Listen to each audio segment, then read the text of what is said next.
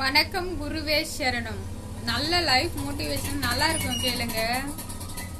எதுக்கும் மயங்காத மனம் தனக்கு வரும் ஞானத்துக்கு பிறகு அது குருமார்களுடைய கல்வி மூலமாக தான் நம்மளுக்குள்ள தெளிவா விளங்கப்படும்.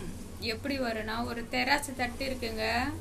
அந்த முள் இருக்கு பாருங்க, இரண்டு பக்கமும் ஒரே நிலையில இருந்தாதான் அந்த முள் நேர்கோட்டுல இருக்கும். அந்த மாதிரி தன் மனதை மாத்துவாங்க. அது எப்படின்னா, நம்மளுக்கு தெரியாதே நம்ம கூட இருக்கிறவங்களே நம்மளுக்கு பள்ளம் எடுப்பாங்க நம்ம முன்னேற்ற பாதைக்கு. அது யாருன்னுட்டு லிஸ்ட் கொடுக்குறேன் கேளுங்க.